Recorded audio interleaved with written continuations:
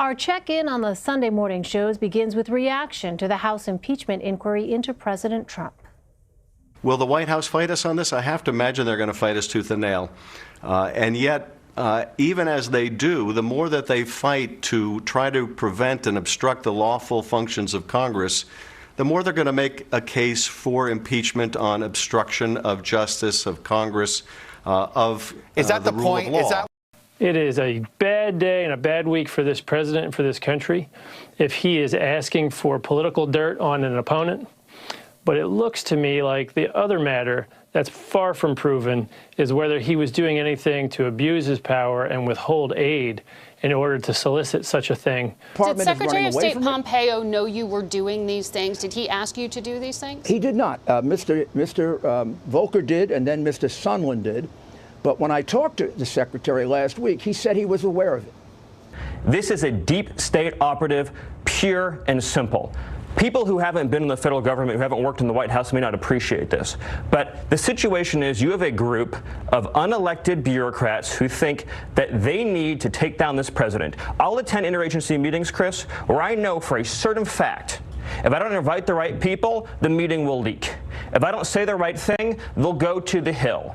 If we propose a policy idea that they don't approve of, they'll work with Democrat appropriators to try to block it. They leak this president's phone calls. They publish hit pieces. They publish fake stories. They've been doing this continuously for nearly 3 years, and their motives and their agenda is clear. This is about, do you want a democracy in this country or do you want a deep state? Julia Manchester joins me now. She's a reporter for The Hill. Julia, thank you so much for being with us. House Intelligence Committee Chairman Adam Schiff said the impeachment inquiry of President Trump will move forward despite an upcoming congressional recess. Tell us what the committees that are spearheading this investigation will be actually working on during that 2-week break. Right. So right now the committees during the 2-week break, while Congress members are back in their district, they're going to be making the case to voters and to their own constituents. They're going to essentially be saying that this isn't candidate Trump this time, this is President Trump this time, and trying to very much frame it as a national security issue. And the fact that President Trump is could have allegedly used taxpayer money to try to get Ukraine to investigate a political opponent. So they're going to be pushing that message. And I think, on maybe the investigative side of this, they're going to be looking into, trying to talk to more maybe people close to the administration and the intelligence community, look at any more details that might arise from this. Well, on Saturday, House Speaker Nancy Pelosi further explained her case for the impeachment inquiry while speaking at the Texas Tribune Festival in Austin. She said that she is heartbroken over the allegations put forth against President Trump by the whistleblower complaint, but that it is her responsibility to protect and defend the Constitution. Let's go ahead and listen to that. I think right now there's a cover-up of the cover-up. This really goes beyond. And I'm just saying to you that people say you have to take a political risk doing that. That doesn't matter. That doesn't matter. Because we cannot have a president of the United States undermining his oath of office, his loyalty, to his oath of office, undermining our national security, and undermining the integrity of our elections. Our elections are the fundamental point of our democracy. So, Julia, when you look at where public opinion stands on impeachment, how big of a political risk is this for the Democrats?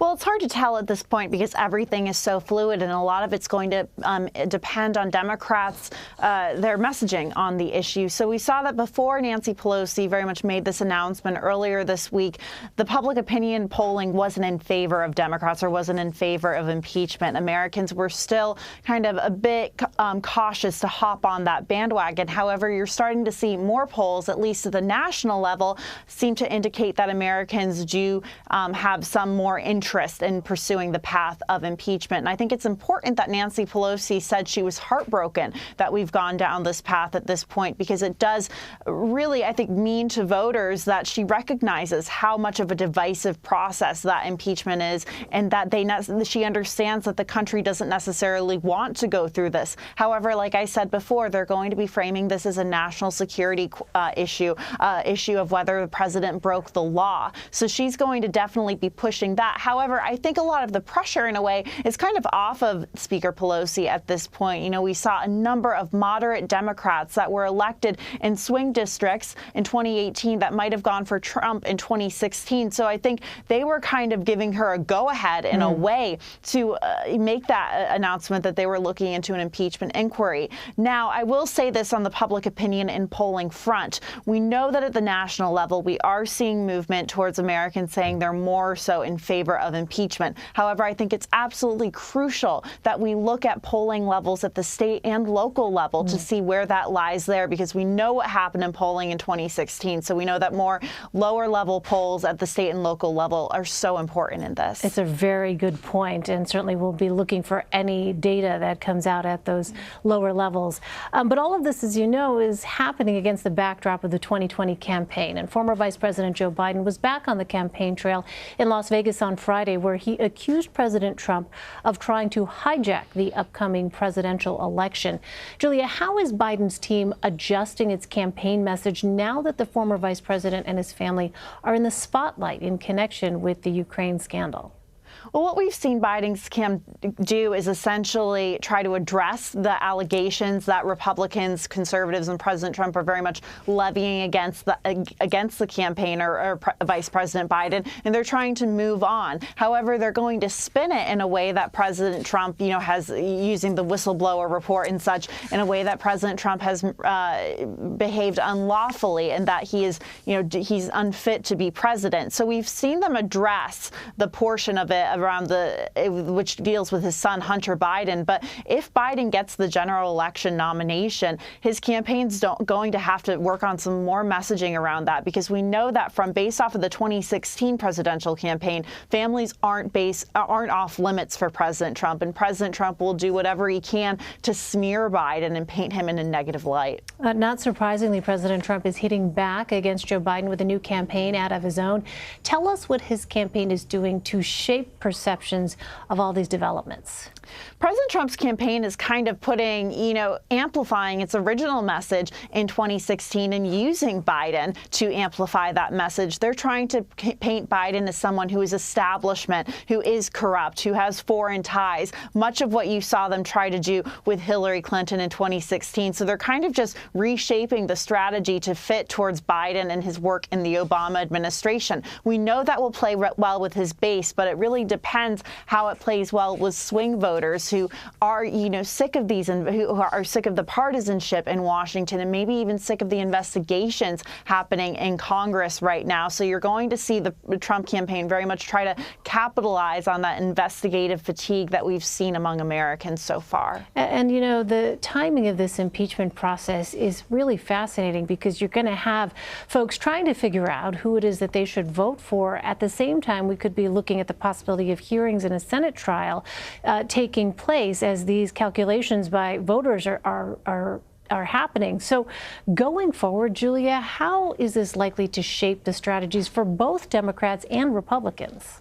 I think it could potentially be very distracting for Democrats and Republicans. Like I said, their polling shows that there is an investigation fatigue among Americans right now. And we know that what Americans care about most is the situation going on in their pocketbook or their health care, education, those kitchen table issues. So I think you're going to see Republicans and Democrats, at least at the congressional level races or Senate level races, try to focus as much as they can on those kitchen table issues. I talked to a number of Democratic strategists and operatives earlier this week, and they essentially said that Democrats are going to have to walk and chew gum at the same time. They're going to have to address the issues of health care, the economy, those everyday issues for Americans, while at the same time supporting the Democratic majority in the House and say that this is a national security and a legal issue that needs to be investigated. Republicans are also going to be focusing on those kitchen table issues. However, they may spin it as this is the Democrats refusing refusing to cooperate with Republicans in Congress in order to make improvements or make progress on those kitchen table issues like health care and the economy. Finally, Julia, New Jersey Senator Cory Booker's presidential bid appeared to be in trouble last week when the campaign issued an urgent plea for campaign donations. They had a big announcement on Sunday, so did they meet their goal? Right. So I think we're going to see Cory Booker's people, like, you know, obviously trying to strive towards making more fundraising dollars in the future. I think they're very much pushing towards that, and they're very close to, I think, trying to get on the next debate stage in the future. So that's what Cory Booker's campaign is really very much going to focus on, is trying to make the case to donors, because we know that once campaigns normally lose donors, it's much harder for them to make that case with voters. All right, Julia Manchester in Washington for us. Julia, thank you very much.